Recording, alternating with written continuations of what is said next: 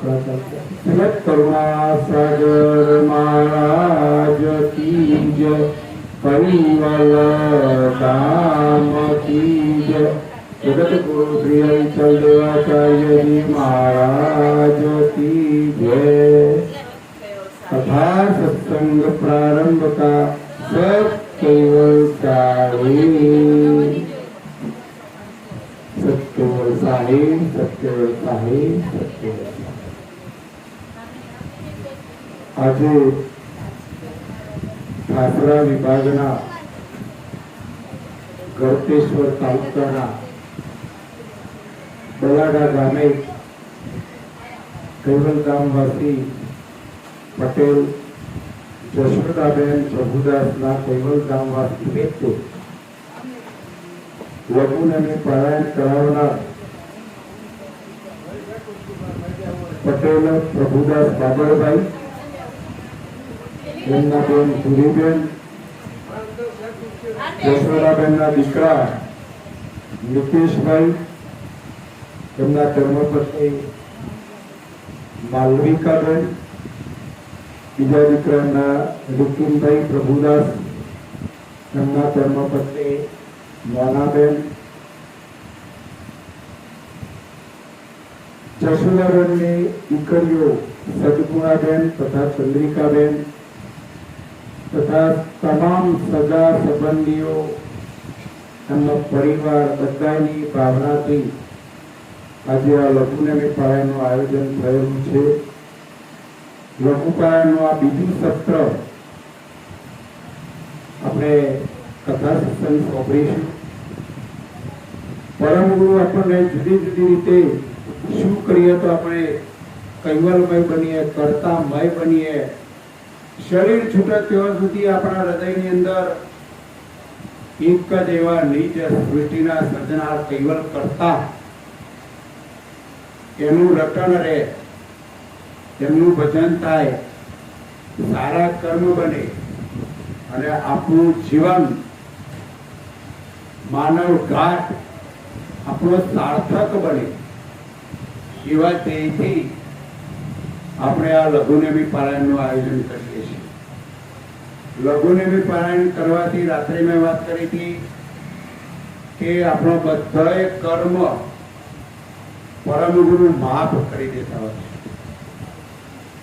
જ્યારે બીજી બધી જે કોઈ તમે ઉપાસનાઓ કરશો એ ઉપાસનાઓ કરવાથી તમારા કર્મના બંધન કર્મ જે છે માફ થશે નહીં, યાદ રાખો।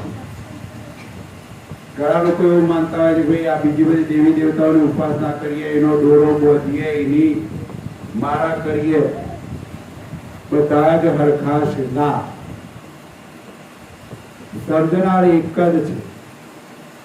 આ દેવી દેવતા ઈશ્વરી અવતાર પૂજનીય ખરા, વંદનીય ખરા, પણ મોટા ભાઈ તરીકે બંધવ ભાવ। જ્યારે કૈવલ કરતા એ આપણા ધણી, આપણા પિતા, આપણા સર્જનહાર, એટલે કૈવલ કરતાનું જે ભજન કરશે, પરમ ગુરુની જે ઉપાસના કરશે, એ જ અંશનો બધો જ કર્મ માફ થઈ જશે। અને બધો જ કર્મ માફ થશે તો જ આ અંશ નિર્મળ બનશે અને એને કર્તાનું ધામ પ્રાપ્ત થશે। પણ આપણે બધાએ આપણું જે જીવન 1 થી 20 વર્ષ સુધી તો રખડવામાં યુવાનીમાં પૂરું કરી દીધું। 20 વર્ષ સુધી, 25 વર્ષ સુધી, 25 વર્ષથી 50-60 વર્ષ સુધી બસ કમાવાનું, બસ પૈસો પદાર્થ, મારું તારું, મારું તારું, આ માયાના લાલામાં પૂરું કર્યું। હાઈટ ઉપર હેડે એટલે બેસાય નહીં, સંભળાય નહીં, દેખાય નહીં।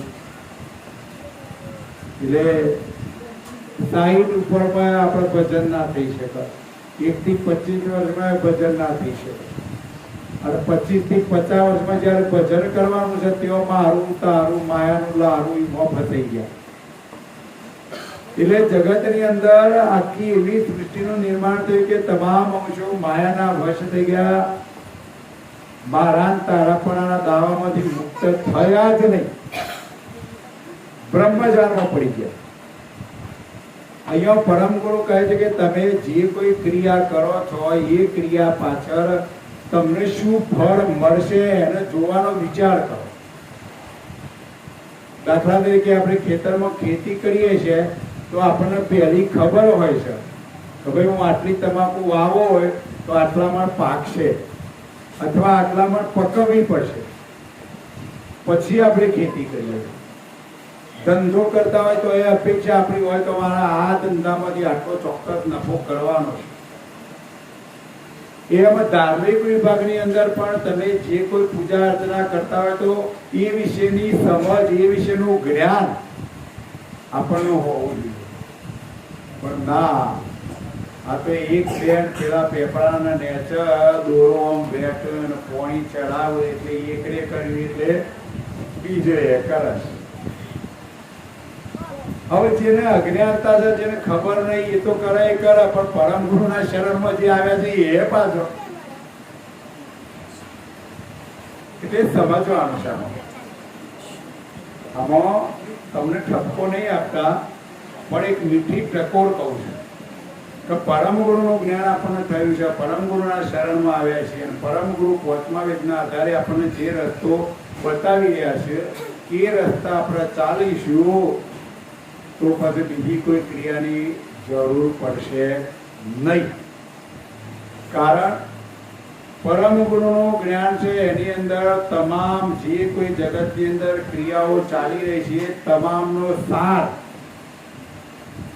છેવટની દરેક સંપ્રદાયોની અંદર, દરેક ધર્મગુરુઓની, દરેક આચાર્યોની, તમામ દેવી દેવતાઓ, ઈશ્વરી અવતારો બધાની કક્ષા શું છે, એમની તાકાત શું છે, એમની કેવી ગતિ છે, આ બધી જે હકીકત પરમ ગુરુએ પાંચમા વેદની અંદર આપણને બધાને સમજાવી દીધું છે અને બધું સમજમાં આપણને આવી ગયું છે.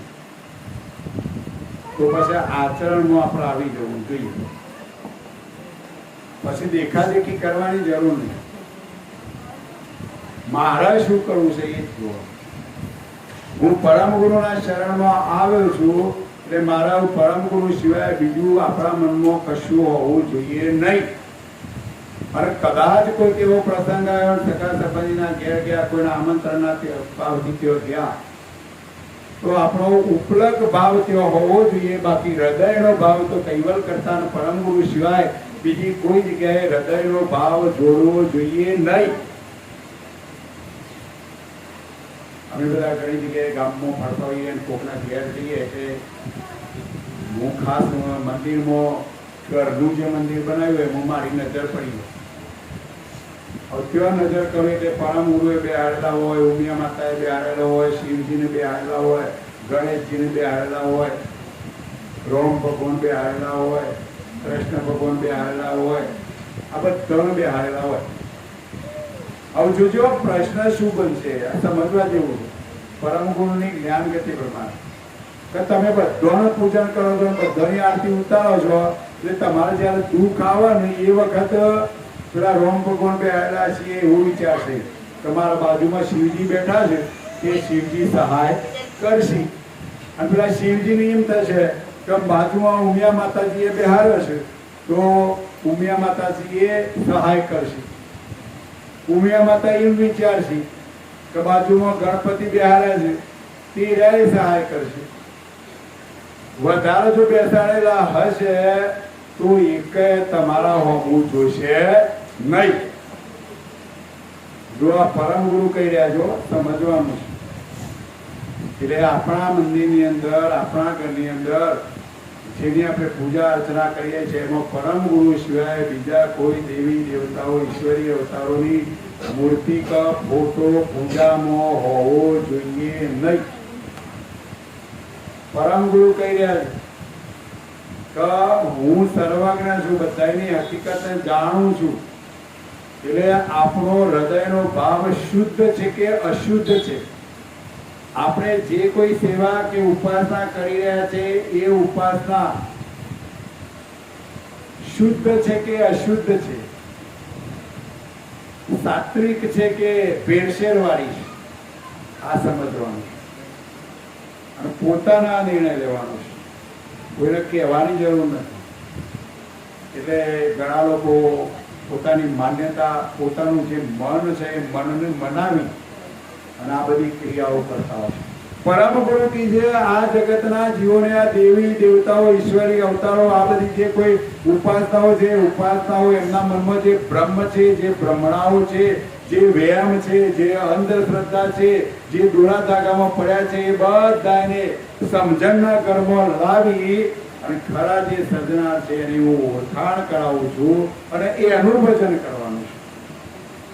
બીજા દેવી દેવતાઓ, ઈશ્વરી અવતારો પૂજનીય છે, વંદનીય છે, કોઈ ખોટા છે એવું પરમ ગુરુ નહીં કહેતા, પણ એની કક્ષા શું છે, એની તાકાત શું છે, મેળવવું છે આખું બધું, જે કઈ લાભ મેળવવો છે બધું મેળવવો છે, પણ સામેની જેની તમે ઉપાસના કરો છો એની કક્ષા ના હોય તો બધું મળી શકે નહીં. દ્રષ્ટાંત આપો કે ભાઈ કોઈક આપણા લાખ રૂપિયાની જરૂર છે, હવે આપણે એવા વ્યક્તિ જોડે લાખ રૂપિયા માંગવા ગયા કે જેની જોડે 5,000 રૂપિયા એ નથી, અથવા 5-10,000 તાકાત એની જોડે છે, હવે એના પણ લાખ રૂપિયા માંગો તો મળશે ખરા? ના મળે. તો લાખ રૂપિયા મેળવવા હોય તો શું કરવું પડે? જેના પણ 25 લાખ રૂપિયા હોય એના પણ માગણી કરો તો લાખ માંગો તો એની જગ્યાએ 2 લાખ આપી શકે. એ જ રીતના દેવી દેવતાઓ, ઈશ્વરી અવતારોની તાકાત 5-10,000 ની છે, જ્યારે પરમ ગુરુ કૈવલ કરતાની તાકાત એ લાખો કરોડોની તાકાત. દ્રષ્ટાંતથી સિદ્ધાંત સમજવાનો છે, સમજણના ઘરમાં આવી અને એ પ્રમાણે આપણા ક્રિયા કરવાની. હા, કદાચ 500 રૂપિયાની જરૂર હોય અને 5,000 વાળા પાન જો તો કદાચ 500 રૂપિયા આપો, પણ આપણી અપેક્ષા તો 500 ની કદાચ હોય, અપેક્ષા તો બહુ જ મોટી હોય. એટલે સમજણના ઘરમાં આવવાનું છે અને પરમ ગુરુ આપણને જુદી જુદી રીતે આ જ્ઞાન સમજાવી રહ્યા છે. એટલે જેમ જેમ જેમ જેમ આ જ્ઞાન સમજમાં આવશે એમ એમ આપણે આપણો હૃદયનો જે ભાવ એ સર્જનાર સાથે જોડાશે. એટલે ઘણી જગ્યાએ હું કહું છું, પરમ ગુરુ પણ કઈ કઈ થાક્યા, પણ કીધેલું છે એ અસર થતી નથી. કહેવા વાળા કથાકારો તો ઘણી બધી કથાઓ કરી, પરમ ગુરુ પણ 105 વર્ષ સુધી જ્ઞાનનો પ્રચાર કર્યો અને આટલું બધું કે કરવા છતાં અસર થતી નથી. તો અસર ક્યારે થાય? આચરણથી થાય. આપણે આચરણ કરતા હોઈએ અને પછી જો બીજાને કહીએ તો એની અસર થાય, પણ આપણે આચરણ કરતા ના હોઈએ અને બીજાને કહીએ તો એની અસર ના થાય. આપણે આપણા બાળકને કહીએ કે તારે બાલ તિલક કરવાનું છે, તો બાલ તિલક બાળક નહીં કરે, પણ આપણે જો દરરોજ બાલ તિલક કરશું તો આપણું બાલ તિલક જોઈને બાળક તમને કહે છે કે મારે બાલ તિલક કરો. કહેવાથી ના કરે, આપણા કરવાથી, આપણે જે ક્રિયા કરશું તો બાળકોની અંદર પણ એ સંસ્કારો આવશે. પણ પછી આપણે પરમ ગુરુના શરણમાં આવ્યા હોય અને પેલા વલિયાન પીર મસ્જિદમાં જઈને પછી નિબાધા રાખો તો પછી બાળકોની અંદર પણ એ જ સંસ્કારો હોવા. એટલે સમજવાનો પ્રયત્ન કરો, બસ સમજણના ઘરમાં આવો. આપણે બધા ભ્રમણામાં પડ્યા છે અને પરમ ગુરુ આપણને સમજાઈને થાક્યા કે ભાઈ સર્જનાર એક જ છે અને એક છે કે બધાનો મોડલ એક જ છે, બધાના લોહીનો કલર એક છે. આ તો આપણે વિભાજન પાડ્યું કે ભાઈ પટેલ, ઠાકોર, રબારી, હરિજન, હિન્દુ, મુસ્લિમ, શીખ, ઈસાઈ, આ બધું વિભાજન તો આ ક્રતમાં આવ્યા પછી થયો છે. કર્તાની દ્રષ્ટિએ, સર્જનારની દ્રષ્ટિએ જોવા જઈએ તો એક જ સર્જનાર છે ને બધાયનો એક જ સર્જનાર, બધાયનો મોડલ પણ એક જ પ્રકારનો છે. નહીતર બધાના જુદા જુદા ભગવાન હોય તો બધાનો મોડલ પણ જુદો જુદો હોવો જોઈએ. પણ મોડલ જુદો નથી. એના ઉપરથી પણ આપણે નક્કી કરી શકીએ કે સૃષ્ટિનો સર્જનહાર એક જ છે, પણ આવી જ્ઞાન ગતિ, આવી સમજ આ જગતની અંદર પરમ વિશેષ અંશ પરમ ગુરુ લઈને આવ્યા છે. એટલે જેમ જેમ જેમ પરમ ગુરુના જ્ઞાનને સમજીશું, ગ્રંથોનો અભ્યાસ કરીશું, એમ એમ એમ આ અંશ જ્ઞાનથી નિડર બનશે, મન મજબૂત બની જશે. અને મન મજબૂત બનશે તો જ સર્જનાર સાથે ભાવ પેદા થશે, અને જેને ભાવ પેદા થશે એ જ સર્જનારનું ભજન કરી શકશે. ભાવ સિવાય કશું બની શકે નહીં. તમારે જો સુધી ભૂખ ના લાગી હોય અને તમે ભોજન જમવા જાઓ તો એ જમવાનું ગમશે નહીં. બરાબરની ભૂખ લાગી હોય તો એ ભોજન આપણને પ્યારું લાગશે, આપણને ગમશે પણ ભાવ ના હોય, ભૂખ ના લાગી હોય ત્યાં સુધી ભોજન પ્યારું લાગે નહીં. એમ ભાવ ના પેદા થાય ત્યાં સુધી સર્જનારનું ભજન પણ થતું નથી. એટલે ભજન કરવા માટે, ભાવ પેદા કરવા માટે આપણે પરમ ગુરુના જ્ઞાનનો, પરમ ગુરુના ધર્મ ગ્રંથોનો અભ્યાસ કરવો પડે. જેમ જેમ જેમ જેમ અભ્યાસ કરીશું એમ એમ એમ આપણા મનની અંદર જ્ઞાન સહિત દ્રઢ થશે, મજબૂત થશે. અને જેમ જેમ જ્ઞાન દ્રઢ થશે એમ એમ આપણને તાકાત આવી જશે. અને જેનું મન નીડર હશે એનું શરીર પણ તાકાત વાળું છે. જો મન બગડ્યું તો શરીર એ બગડ્યું. આટલું યાદ રાખો. ઘણા લોકોના મોટા મોટા કેટલાય પ્રકારના દુઃખ હોય, પણ કેટલાકનો મન જો મજબૂત હોય છે તો એને દુઃખની પીડા એ સહન કરી શકાય. અને દુઃખ હોય એવું લાગતું એ નહીં.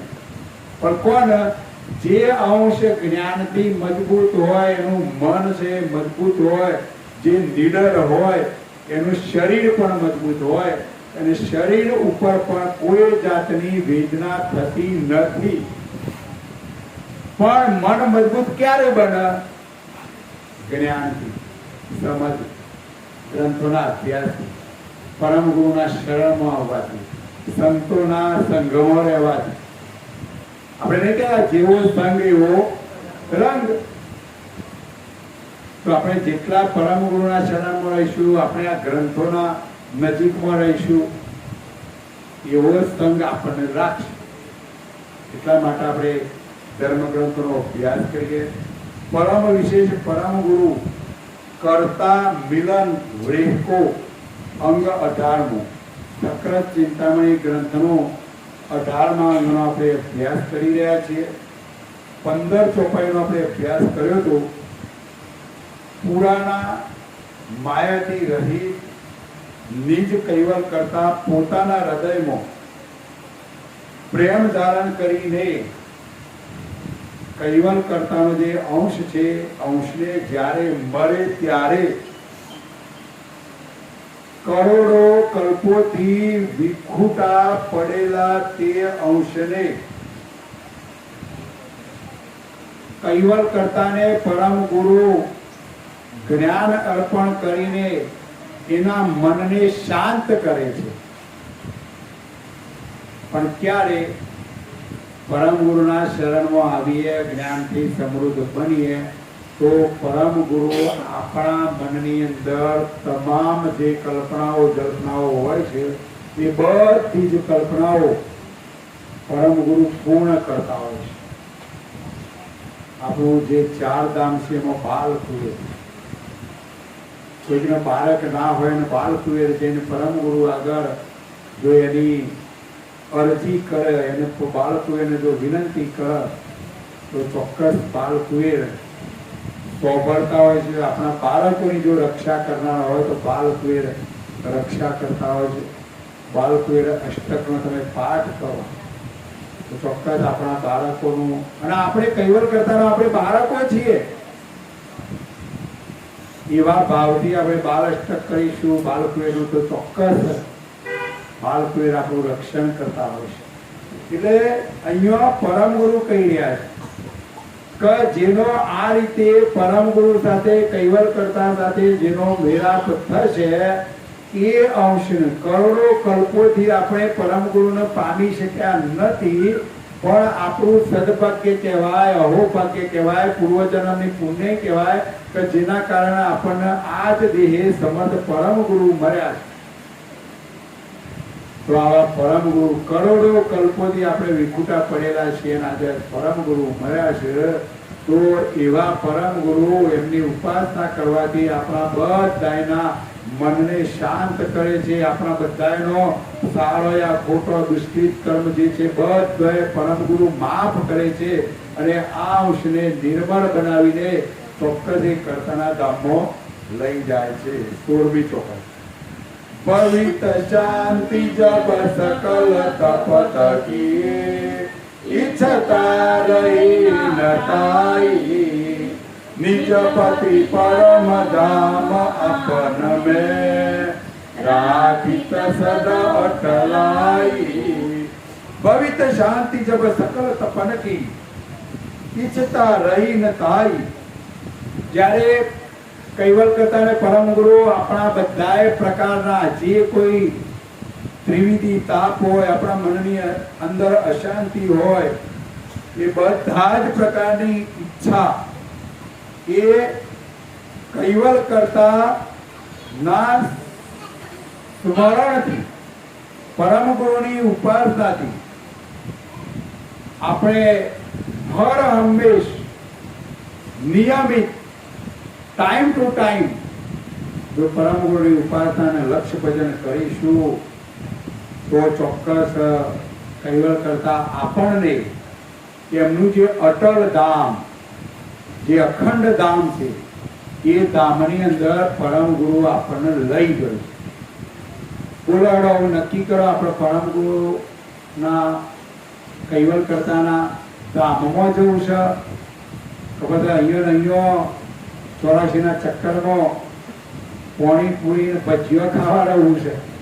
બોલાડો નક્કી કરો કે શું કરવું છે. આ પછી હું આવું કહું ને કે ના મારે તો પાણીપુરી ભજીયો ને આ જે બધું છે એમાં મજા આવે, પણ ના, એ મજા ખરી પણ ક્ષણિક.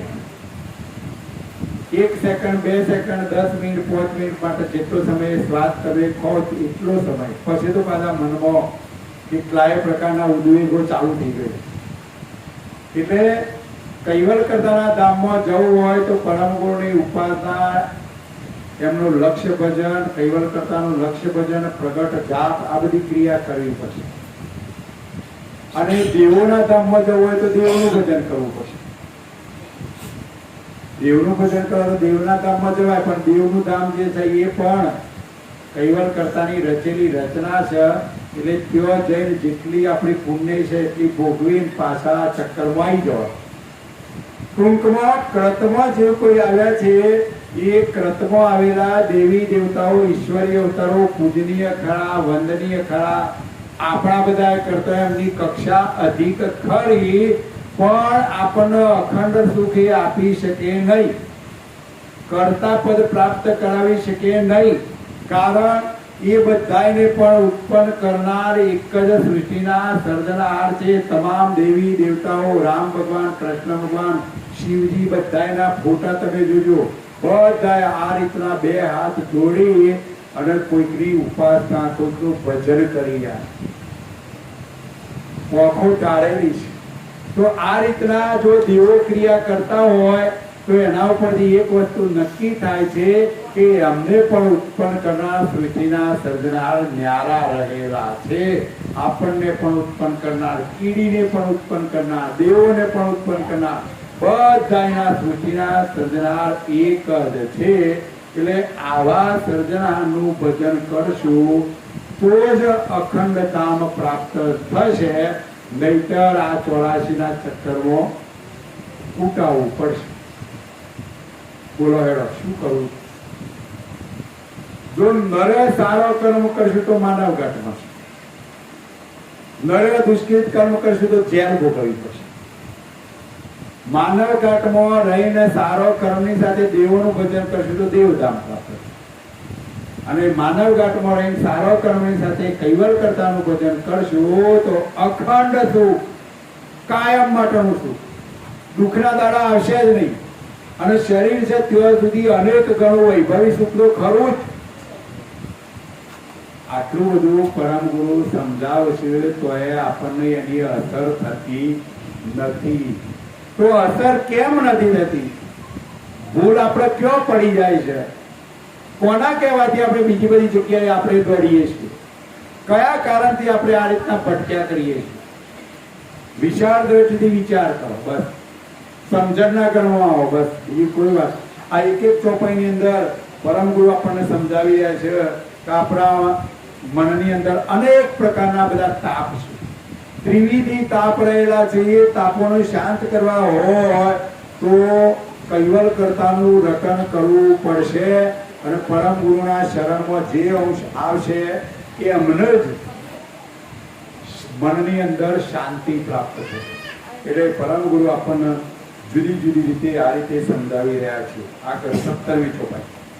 પરમ ધામ પતિ પાસ કુદન કી એ મુખ શકુન કરણી ભૂગત માન જે કરત લહત તે ધન્ય જેવું કી કરણી. પરમ ધામ પતિ પાસ ખુદન કી એ મુખ શકુન બરણી.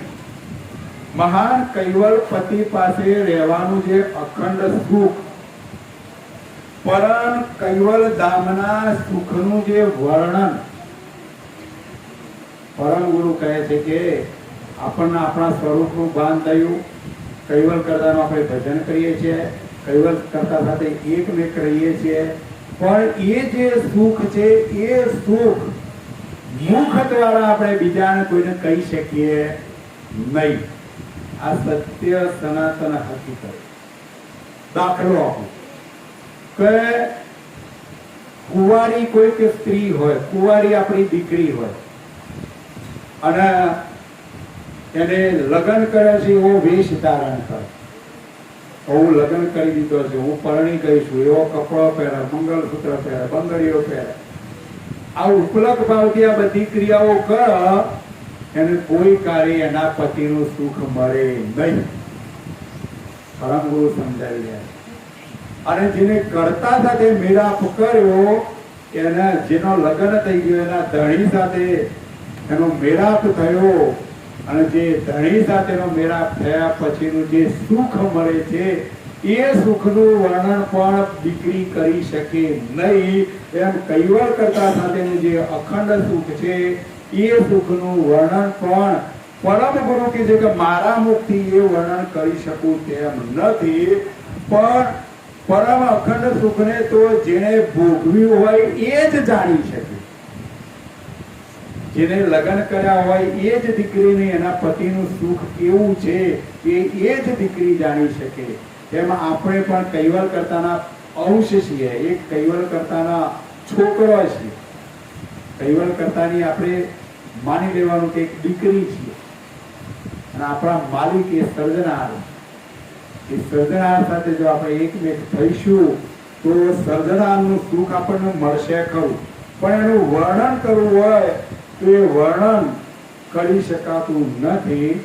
અને આવી કૈવલ કરતાનું લક્ષ્ય ભજન કરવાની જે શુભ કરણી, એક સુકૃત કર્મ જે કરે છે એ જ એવા આવી જે કરણી કરે એ જ અંશ કર્તાનું ધામ પ્રાપ્ત કરે છે, એને અખંડ સુખ મળે છે. એટલે આવું સુખ જે અંશ મેળવે એને પરમ ગુરુ કહે છે કે હું ધન્યવાદ આપું છું. અહો તારું ભાગ્ય કે જેના કારણે તને આવું કૈવલ કરતાનું અખંડ સુખ પ્રાપ્ત થયું. કરતા ધામ પરમાન સુખ દસદ ભૂગત અંશ અથાઉ જે પિતકે જીત કોટી નથી ગત પિતકે લખે નતાઉ. કરતા ધામ પરમાન ખૂબ સુખદ સદ ભૂગત અંશ અથાઉ. કૈવલ કરતાના ધામનું જે અથાહ સુખ, એ અંશ કૈવલ કરતાનું લક્ષ્ય ભજન કરે એ આ સુખ ભોગવે છે.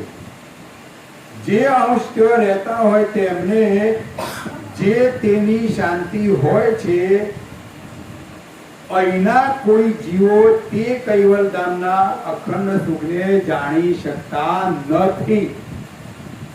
જે કૈવલ કરતાનું લક્ષ્ય ભજન કરે, પરમ ગુરુની ઉપાસના કરે, એને જ કૈવલ કરતાનો અનુભવ થાય, કૈવલ કરતાનો દર્શન થાય. એની સાથે એ એકમેક રહી શકે. જે સર્જનાને જાણતું નથી, દેવી દેવતાઓના, ઈશ્વરોના, અવતારી પુરુષોના જે ભજન કરે છે, એને આવું અખંડ સુખ મળશે નહીં, કૈવલ કરતાનો દર્શન થશે નહીં, અને સર્જનાને જાણી પણ શકશે નહીં. એહી પરકાર સદામ સહાવત કૃતા અંશ તન પીના રહિતાય લગ પરમ કરણ તન ભવિત અંશ મહિલીના. એ પ્રકાર સદામ સહાવત કૃતા અંશ તન ભીમના. આ પ્રમાણે કૈવલ કરતાના અંશ સ્વધામમાં એટલે કે પરમ કારણ દેહે કર્તાથી ભિન્ન રહીને અખંડ સુખ ભોગવે છે. હાલ આપણો પહેલો દેહ છે સ્થૂલ દેહ કહેવાય, પછી સૂક્ષ્મ દેહ, પછી કારણ દેહ, પછી મહાકારણ દેહ, અને પછી પરમ કારણ દેહ. આ જે સ્થૂળ દેહમાં છીએ ત્યાં સુધી આપણને બધી જ ક્રિયાઓનું ભાન હોય. થોડાક સૂક્ષ્મ દેહમાં આપણે જઈએ તો પણ થોડી થોડી જ્ઞાન ગતિ આપણને હોય. કારણ દેહમાં થોડા આપણે અભાન બનીએ, અને જ્યારે પરમ કારણ દેહમાં જઈએ ત્યારે અહીંના કૃતની, આ શરીરની કોઈ જાતનું આપણને ભાન ના હોય. માત્ર ને માત્ર અખંડ એવા કૈવલ કરતાનો આપણને કરતાથી અલગ રહી અને પરમ કારણ દેહમાં જઈને કૈવલ કરતાનું આપણને આ સુખ આવા અંશો ભોગવે છે. અને ત્યાર પછી તે અંશ પરમ કારણ દેહને પણ છોડી અને કૈવલ કરતામાં લીન થઈ જાય ત્યાં સુધી, જ્યાં સુધી કર્તા સાથે લીન ન થાય ત્યાં સુધી એ પરમ કારણ દેહમાં રહે છે. અને કર્તા સાથે લીન થાય એટલે પરમ કારણ દેહને છોડી દે. પણ ક્યારે આવી જ્ઞાન ગતિ પ્રાપ્ત કરે, કર્તાનું રટન કરે, એમનું લક્ષ્ય ભજન કરે, ત્યારે એ અંશ પરમ કારણ દેહ સુધી પહોંચી જાય. એટલે આવી તાકાત, આવી જ્ઞાન ગતિ, આવી સમજ આવા સત્સંગથી આપણે સમજી શકીએ. और अंश भव भ्रमित केतन अभित अवदते खालो सर्व समेत लेत अपन में अंत काल प्रतिपारो. और अंश भव भ्रमित केतन अभित अवदते कालो. જગતની ભ્રમણાઓમાં ભરમાયેલા અન્ય સર્વ અંશોનો શરીર અવધિકાળ સુધી જ રહે છે, પરંતુ અંતકાળે 14 લોકના પ્રતિપાલક એવા કૈવલ કરતા આ જ્યારે આપણને બધાને જે કંઈ દેખાય છે, નરી ઓખે આપણને જે દેખાય છે, જેનો નામ પડ્યો છે, એ બધાનો અવધિકાળે નાશ થવાનો. અવધિકાળે તમામ દેવી દેવતાઓ, ઈશ્વરી અવતારો, ઋષિઓ, મુનિઓ, પંડિતો, સૂર્યદેવ, ચંદ્રદેવ, આખા વિશ્વની અંદર આપણને જે દેખાય છે બધાનો અવધિકાળે નાશ થવાનો છે. માત્ર ને માત્ર કૈવલ કરતાના આ ગાંઠ ભાવમાં રહેલા અંશો, એ અંશ અને વિશેષ અંશ આ બચવા, પણ જે ગાંઠ ભાવ છે એનો નાશ થવાનો. અને આ જે અંશ બચ્યા એ પછી જયારે અવધિકાળે કૈવલ કરતા એમનામાં એ સમેટી છે.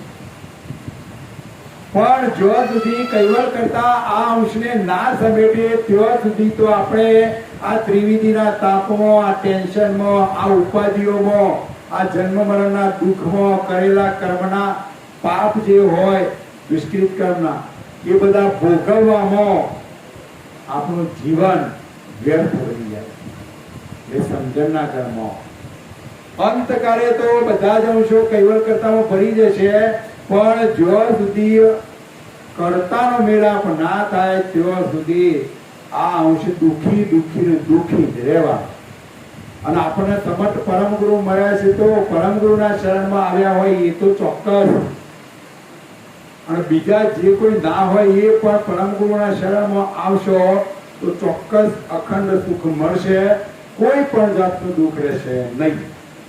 અંશ વિલાસ રહે ચિતને પર અલખ અકેલ રહાઈ બહુ રચે જો પ્રતા સૃષ્ટ કો અંશ નવીન ઉપજાઈ. અંશ વિલાસ રહે ચિતને પર અલખ અકેલ રહાઈ. જો સુધી અંશોએ જેટલા વખત સુધી આ વિલાસ કર્યો હોય એટલા વખત સુધી તે કૈવલ કરતા એકલા જ રહે છે. આપણો જ્યાં સુધી આ વિસ્તાર છે, જ્યાં સુધી આપણો આ ગાંઠ ભાવ છે, જ્યાં સુધી આ અંશો આહાર, નિંદ્રા, ભય, મૈથુન, 4 પ્રકારની ક્રિયાઓ કરે છે એ વખતે કૈવલ કરતા એકલા જ હોય છે. અને જ્યારે આખી સૃષ્ટિ લય પામે ત્યારે કૈવલ કરતા તમામ અંશોને એમનામાં સમેટી લે છે. અને તમામ અંશોને જ્યારે સમેટી લીધા પછી કૈવલ કરતા જ્યારે પોતાનો ફરીથી શુદ્ધ સત સંકલ્પ ઉત્પન્ન થાય એટલે આવી અદ્ભુત રચના ફરીથી રચે છે. પણ એક કલ્પ સુધી પરમ ગુરુ આ રીતના તમામ અંકુર બીજ બિંદુ બીજની અંદર આવી તાકાત ભરીને આ બધા કાંટો ઉત્પન્ન કરેલા છે. ફરીથી સર્જનાના અંકુર બીજ બિંદુ બીજ બનાવવા આવવું પડતું નથી. પહેલું મૂળમાં 84 તત્વો બનાવે, 84 તત્વો અરૂપ હતો, અરૂપ તત્વોનું મિશ્રણ કર્યું, મિશ્રણ કર્યું એટલે સ્વરૂપ વાળો અંકુર બીજ બિંદુ બીજ બન્યો. અને અંકુર બીજ અને બિંદુ બીજની અંદર જે ગાંઠ ભાવ પેદા થયો એમાં કૈવલ કરતા અંશ પ્રેરક કર્યા, આખી સૃષ્ટિ ચલાયમાન કરી. પણ જ્યારે આ સૃષ્ટિ સમેટશે ત્યારે તમામ અંશો, તમામ ગાંઠની અંદર રહેલા જે અંશો એ અજરામર રહેશે અને ગાંઠ છે એ નાશ પામશે. અને કૈવલ કરતા એ સૃષ્ટિને સમેટી લે છે અને ફરીથી પાછી આ સૃષ્ટિને રચે છે અને ફરીથી બધા અંશોને ઉત્પન્ન કરે છે.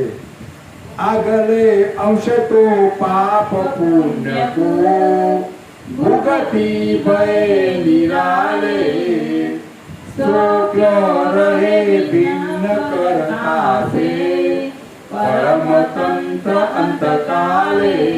આગલે અંશ તો પાપ પુણ્ય કો ભુગતિ ભય નિરાલે. આગળના અંશો તો પાપ પુણ્ય ભુક્તમાન કરીને નિરાળા થઈ ગયા હોય, જેથી પંચ મહાતત્વોનો અંત આવતો તે અંશો કૈવલ કરતાથી જુદા કેવી રીતે રહી શકે? જે અંશો આગળ પોતાનું પાપ પુણ્ય ભોગવી પરમ ગુરુની ઉપાસના કરી જે નિર્મળ બની ગયા, નિરાળા થઈ ગયા, એ અંશો કોઈ કાર્ય કૈવલ કરતાથી જુદા પડતા નથી. એ કાયમ માટે અખંડ સુખ ભોગવે છે. પણ જે પરમ ગુરુના શરણમાં આવ્યું ને આ પ્રમાણેની જે ક્રિયા કરે એ જ અંશ કૈવલ કરતાનું લક્ષ્ય ભજન કરે, એ જ અંશ નિર્મળ બને છે અને એ જ અંશને કૈવલ કરતાના ધામમાં લઈ, પરમ ગુરુ કરતાના ધામમાં લઈ જાય. એટલે બસ બીજી કોઈ જ વાત નહીં, સમજણના ઘરમાં આવી દો. એક એક ચોપાઈની અંદર પરમ ગુરુ આપણને ઉજાગૃત કરી રહ્યા છે, જાગૃત કરી રહ્યા છે, અતિ ઉજાગૃત કરી રહ્યા છે. એટલે એટલા માટે પરમ ગુરુનો જે ગ્રંથ છે એ પરમ ગુરુનું સ્વરૂપ. એ પરમ ગુરુના સ્વરૂપને આપણે નજીકમાં રાખીને દરરોજ 5-10 ચોપાઈનો જો અભ્યાસ કરશું તો એક ઓગરે પરમ ગુરુ આપણાથી દૂર નથી. પણ આ ગ્રંથ રૂપી ચોપડી શો પડી, જો પડી ત્યો પડી. કેટલાક ના તો આ ગ્રંથો પર ઉધેડે લાગી જાય, એને ખોલતા જ નહીં. એટલે આ પરમ ગુરુનું સ્વરૂપ છે. ગ્રંથ તમે આપણે ના ખોલીએ ત્યાં સુધી પરમ ગુરુ આપણા નજીક આવશે નહીં. એટલે આપણા પરમ ગુરુથી દૂર રહેવા પ્રયત્ન નહીં કરવાનો. આપણે પરમ ગુરુનું શરણ મળે. દરરોજ નિયમિત ધર્મ ગ્રંથોનો અભ્યાસ કરો.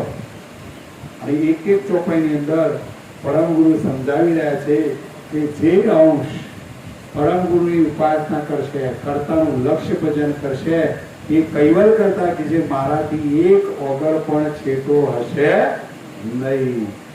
જો ગત કે બિન સે ગત કે નભ મહાશૂન્ય જાય સમાઈ. જો અંશ કે પરમ કારણ તન છૂટ તત્રતા મિલાઈ. જો ઘટ કે બિન કે ઘટ મેં નભ માં શૂન્ય જાય સમાઈ. પરમગુરુ દ્રષ્ટાંત આપો. એક ગઢો છે, ગઢાની અંદર પોલાણ છે, એટલે કે આકાશ તત્વ છે. પણ એ ગઢો જયારે ફોડી નાખીએ ત્યારે શું સ્થિતિ થાય કે એમાં રહેલું જે પોલાણ છે એ આકાશ તત્વમાં પોલાણમાં ભરી જાય. અને ગઢાની જે માટી છે જેમાંથી ગઢો બન્યો છે એ માટી પણ આ પૃથ્વીની અંદર ભરી જાય છે. એવી જ રીતના આ અંશો આપણે બધા ગાંઠ ભાવની અંદર આવ્યા છીએ. એટલે સ્થૂલ દેહ, સૂક્ષ્મ દેહ, કારણ દેહ, મહાકારણ દેહ અને પરમ કારણ દેહ એમાં આપણે જઈશું અને કૈવલ કરતા સાથે એકતા કરીશું. એટલે અખંડ સુખ મળશે. પછી આપણો જુદાપણું રહેશે નહીં. હાલ આપણે માયામાં છીએ, માનવ ઘાટમાં છીએ, કરતાથી વિમુખ છીએ. એટલે આપણે બધા પેલા ગળાની માફક આપણે વિખૂટા છે. પણ આ ગઢો જયારે ફૂટી જશે એટલે પોલાણ છે જેમ આકાશમાં પડી જાય, આ ગઢો છે માટીમાં પડી જાય, એમ કૈવલ કરતાનો જે અંશ છે એ કૈવલ કરતાનો અંશ પણ કૈવલ કરતા ભેગો પડી જશે. પણ કોનો? જે કૈવલ કરતાનું ભજન કરશે એનું. એહી અનુકર્મ કરતાર કરત કે સમટે ફેરી પસરાઈ. અવધ અવધ કાલ નહીં વિદસે રચિત અખિલ રચનાઈ. એ અનુકર્મ કરતાર કરત કે સમટે ફેરી પસરાઈ. આવી જ રીતે કૈવલ કરતાના કાર્યનો આ પ્રમાણેનો અનુક્રમ હોય. સૃષ્ટિના સર્જનહાર તમામ ગાતોને અવધિકારે લય કરે છે અને તમામ અંશોને સમેટી લે છે. અને સૃષ્ટિની રચેલી રચનાને તે કરતા પણ આખી રચનાને સમેટી લે છે. અને ફરીથી પાછો એમને જ્યારે શુદ્ધ સંકલ્પ થાય એટલે ફરીથી આખી સૃષ્ટિનો પસારો કરે છે. એટલે સમજણના ઘરમાં આવો, જ્ઞાનથી સમજવાનો પ્રયત્ન કરો.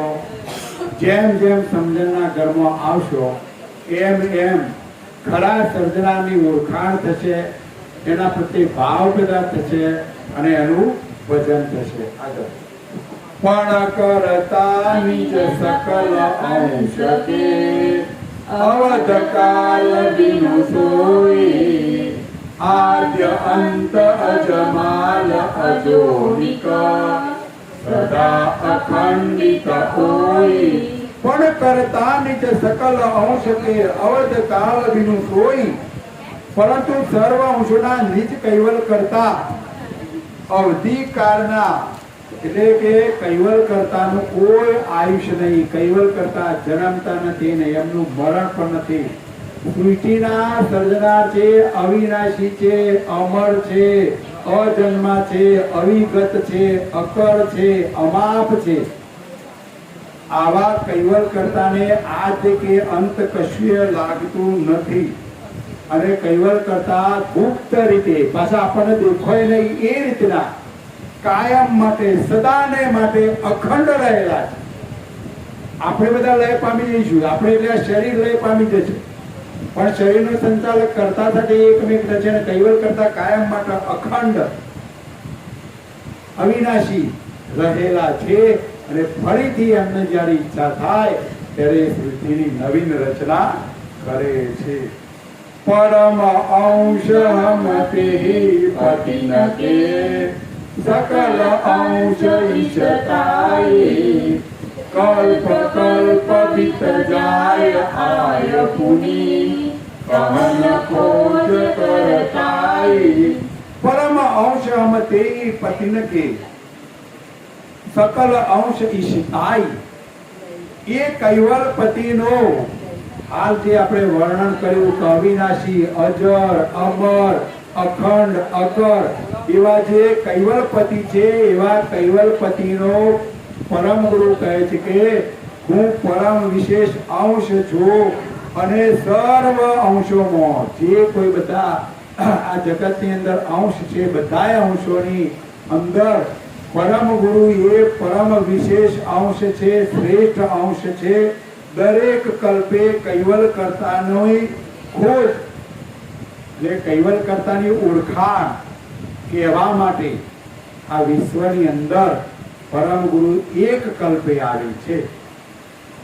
જુઓ, જગતના અવતારી પુરુષો, વિષ્ણુ ભગવાનના જે અવતારી પુરુષો એ બધાને કૈવલ કરતા એ દરેક યુગમાં એક વખત આવું. એમાં કળિયુગની અંદર એક વખત, દ્વાપરમાં 2 વખત, ત્રેતામાં 3 વખત અને સતયુગમાં 4 વખત. સરવાળો કરજો, 4 ને 3 7 ને 9 ને 1 10. આ 10 અવતારોના વિષ્ણુ ભગવાનના અવતારો છે અંદર આ યુગોની અંદર આવવું જ પડે. અને એ એમનું કાર્ય સર્જનારે સોંપેલું. કયું કાર્ય? ધર્મને હાનિ થતી હોય, ધર્મને જે રાક્ષસો હાનિ પહોંચાડતા હોય એનો નાશ કરવાનું કામ વિષ્ણુ ભગવાનને સોંપેલું છે, પાલન પોષણનું કામ સોંપેલું છે. અને એ પ્રમાણેની ક્રિયા આ વિશ્વની અંદર ચાલ્યા જ કરે છે. અનાદિકાળથી આ ચાલ્યા કરે છે અને એ ચાલ્યા જ કરવાની. આપણા તો માત્ર પોતાના સ્વ સ્વરૂપને ઓળખવાનો, અંશને ઓળખવાનો, હું કોણ છું, ક્યાંથી આવ્યો, મારા કરતા કોણ, આ શરીર છોડીને ક્યાં જવાનું, આ બધું આપણે જાણવાનું. એટલે આવી સમજ આપણને પરમ ગુરુના જ્ઞાનથી પ્રાપ્ત થશે. અને દરેક કલ્પે પરમ ગુરુ જેમ દેવો યુગે યુગે આવે અને પરમ ગુરુ એક કલ્પ પૂરો થાય એટલે આવો. એટલે આપણે બધાનું ભાગ્ય ના કહેવાય કે આ જ કલ્પની અંદર પરમ ગુરુ આવ્યા અને આપણને પરમ ગુરુ મળ્યા. કદાચ આ દેહે આપણને ના મળ્યા હોત તો આપણી દશા પણ બીજા જીવોના જેવી દશા હોત કે ના હોત. એટલે આપણે બધા જે પરમ ગુરુના શરણમાં આવ્યા છે બધા જ અંશો ભાગ્યશાળી કહેવાય. આગળ कृता खोज और कृतवन कीता विविधि बाध विस्तारी करम कुबेर भव फेर फरक गता देवन नयन दर्शाई. कृता खोज और कृतवन कीता विविध बात विस्तारी. કૈવલ કરતાની તેમજ તેમના કાર્યરૂપ 14 લોકની ખોજ કરીને પરમ ગુરુ કહે છે કે આખી હકીકતને વિસ્તારપૂર્વક મેં તમને બતાવી. પરમ ગુરુ શ્રીમદ કરુણાસાગર કહે છે કે સંસારના જન્મ મરણ રૂપ ફેરામાંથી મુક્ત થવા માટેની અલગ અલગ ક્રિયાઓ, અલગ અલગ હકીકત, અલગ અલગ રીતે આપણો જે જ્ઞાન ચક્ષુ, આપણી જે અંદરની ઓખો, અંદરના નેત્રો પરમ ગુરુ કીધું હું તમને ખુલ્લો કરીને બતાવી દીધો. હવે અંદરના નેત્રો ખોલો કે બંધ રાખો એ આપણે નિર્ણય કરવાનો. પરમ ગુરુએ તો આપણને બતાવી દીધું અને એ પ્રમાણે આપણે ક્રિયા કરશું. અને અંતરની ઓખો ખોલી અને આપણી નૂરતા, ઓખે દેખાય ને સુરતા કહેવાય. પણ અંદરની આંખો દ્વારા જે દેખાય એને નૂરતા કહેવાય. અને આ નૂરતા છે હાલ જે કોઈ અમેરિકા જઈને આવ્યું હોય તો ચોક્કસ એ અમેરિકા 1 સેકન્ડમાં પહોંચી જાય. એમ પરમ ગુરુ જે જ્ઞાન ગતિનું વર્ણન કરી રહ્યા છે એ પ્રમાણે આપણે પરમ ગુરુની જ્ઞાન ગતિ પ્રમાણે ચાલશું તો કૈવલ કરતાનું જે 14 લોકથી ઉપર જે ધામ છે ત્યાં પણ આપણે પહોંચવું હોય, જે હજારો કરોડો જોજન દૂર રહેલું છે એવા કૈવલ કરતાના ધામમાં પણ અહીંયા બેઠો બેઠો પણ આપણી દૂરતા દ્વારા આપણે પહોંચી શકીશું. અને એ પહોંચવા માટેની જ્ઞાન ચક્ષુ, પહોંચવા માટેની દ્રષ્ટિ, પહોંચવા માટેનો નેત્રો પરમ ગુરુ કે હું તમને બતાવી દીધો. દરસ પરસ કરન કારણ કૃત જે જીન મે જમજી કહે કરુણા સાગર કરુણા કર કુલિયો સકલ સદી. દરસ પરસ કરન કારણ કૃત જે જીન મે જમજી. પરમ ગુરુ શ્રીમદ કરુણાસાગર કહે છે કે દિવ્ય નેત્ર દ્વારા જે વિશ્વ રૂપ કાર્ય જેના વડે થયું છે, આખા વિશ્વની અંદર જે કોઈ આ પસારો ચાલી રહ્યો છે, જેના દ્વારા આ કાર્ય થયું છે, એના સંપૂર્ણ સમસ્ત સૃષ્ટિના કારણ રૂપ જો કોઈ હોય તો એ સૃષ્ટિના સર્જનહાર કૈવલ કરતા રહેલા છે. એવા કૈવલ કરતાના દર્શન તેમજ એમની નજીક જો પહોંચવું હોય તો ચોક્કસ અમર મંત્રની માળા કરીશું, લક્ષ્ય ભજન કરીશું, પરમ ગુરુની ઉપાસના કરીશું, તન મન ધન પરમ ગુરુને અર્પણ કરીશું, આરતી કરીશું, ફૂલહાર આપીશું. 5 પ્રકારની વિધિથી, પંચોપચાર વિધિથી આપણે પરમ ગુરુની પૂજા કરીએ છીએ. અને સવારે 3 પ્રકારની વિધિથી પૂજન કરી દીધું. કથા સત્સંગ પત્યા પછી આરતી કરીશું એ 4થા પ્રકારની વિધિ. અને 5મા પ્રકારની વિધિ કઈ ખબર છે? પરમ ગુરુના દર્શન કરીને ગજવામાં જે હોય એ બધું અર્પણ કરશું. એ 5મા પ્રકારની વિધિ છે. એટલે ગજવામાં જે લાયા હોય બધું પરમ ગુરુને અર્પણ કરી દેવાનું. તન મન અને ધન જો બધું જ અર્પણ કરીશું તો ચોક્કસ આપણને અખંડ સુખ મળશે. કોઈ પણ જાતનું દુઃખ રહેવા પામશે નહીં. આવી હકીકત પરમ ગુરુ કીધું તમને બધાને હૃદયમાં સ્પર્શ થાય એવી રીતે પરમ ગુરુ કીધું તમને સમજાવી દીધી. હવે સમજવાનો આ પ્રશ્ન. નહીતર પરમ ગુરુ તો એક ગ્રંથની અંદર ચોપાઈ લખીને ગયા છે કે હે આવ, હું કૈવલ કરતાના હુકમથી આવ્યો છું, તારા કલ્યાણ માટે આવ્યો છું, તને અખંડ સુખ અપાવવા માટે આવ્યો છું, તું જે ઘેરથી આવ્યો છું એ ઘેર લઈ જવા માટે આવ્યો છું, આ માયામાંથી વિમુખ કરીને તારું મૂળ ઘર છે એ બતાવવા માટે આવ્યો છું. હું સર્જનહાર નથી, સર્જનહારનો પરમ વિશેષ અંશ છું. માટે પરમ ગુરુ કીધે હું કહું છું એમ કર, નહીતર 84 ના ફેરા ફર. બધું એ આપણા ઉપર મૂકી દીધું છે. જો પરમ ગુરુ કહી રહેજો, હું નહીં કહેતો. અને આ સત્ય સનાતન હકીકત, જેવી હકીકત છે એવી હકીકત આપણને પરમ ગુરુએ બતાવી દીધી. સમજણના ઘરમાં આવો, બસ બીજી કોઈ વાત જ નહીં. તો હવે આવા જે સર્જનાર છે, આપણે વાતો તો કરી કે ભાઈ સર્જનાર સર્જનાર સર્જનાર, પણ આવા સર્જનાર કોણ? સર્જનાર કેવા કોણ? તો કોઈ કે મારા શિવજી છે સર્જનાર, કોઈ કે રામ ભગવાન સર્જનાર, કોઈ કે છે આદ્ય શક્તિ માતાજી છે સર્જનાર. પણ ના, પરમ ગુરુ કહી રહ્યા છે કે સૃષ્ટિનો સર્જનાર ન્યારો છે. અને સર્જનાર કોણ? તમે બધા હાથ ઊંચો કરીને મને કહેજો, કના ઘેર કૈવલ કરતાનો ફોટો કના ઘેર છે? જેના ઘેર કૈવલ કરતાનો ફોટો હોય એ હાથ ઊંચો કરો. કોઈના ઘેર કૈવલ કરતાનો ફોટો હોય એ હાથ ઊંચો કરો. કોઈના ઘેર કૈવલ કરતાનો ફોટો હોય જ નહીં. પરમ ગુરુનો ફોટો હશે, કૈવલ કરતાનો ફોટો ના હોય. કારણ જે સૃષ્ટિના સર્જનહાર છે એ સર્જનહાર, એમનો કોઈ ઘાટ નથી, કોઈ આકાર નથી, કોઈ સ્વરૂપ નથી, અરે સર્જનારનું નામે નથી. પણ પરમ ગુરુ કહે છે કે સર્જનાનું ભજન કરવા માટે કૈવલ કરતા કહી રહ્યા છે કે મેં આ સ્વરૂપ જે મોકલ્યું છે એ સ્વરૂપને તમે જે અર્પણ કરશો એ બધું મને પહોંચશે. અને કૈવલ કરતાનું તમારું ભજન કરવું હોય તો પરમ ગુરુ કહે છે કે એમને લાગતી પોચ વિશેષતાઓ, પોચ વિશેષણ એ પરમ ગુરુ આપણને બતાવી રહ્યા છે. અને પોચ વિશેષતાઓ કઈ? આદ્ય, સક્રત, સ્વરાજ, કરુણેશ અને કૈવલ.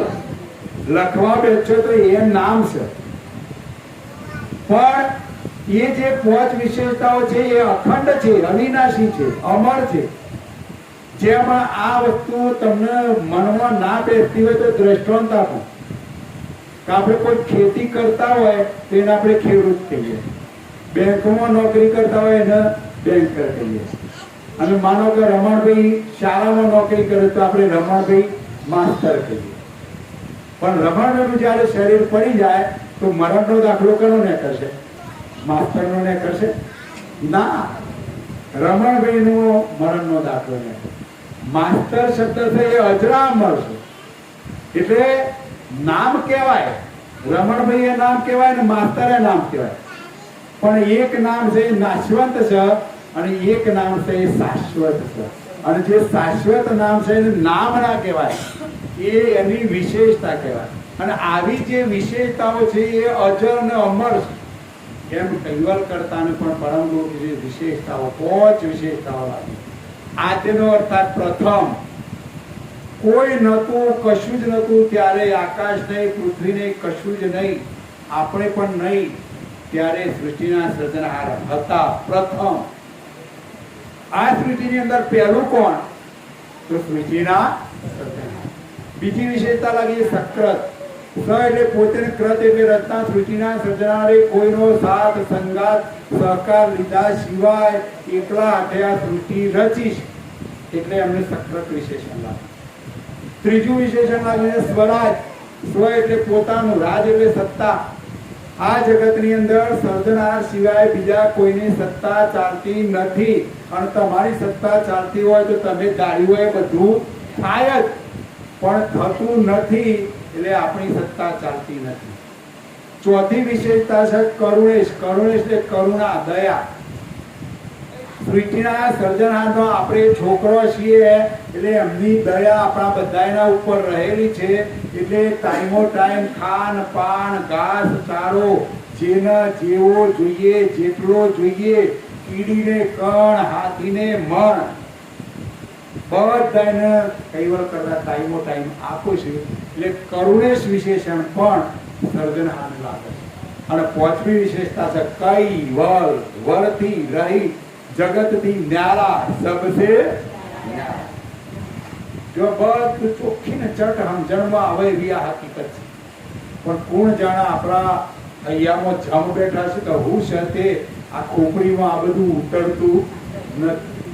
ઉતરેલું ક્યારે કહેવાય? આચરણમાં દેખાય ત્યારે.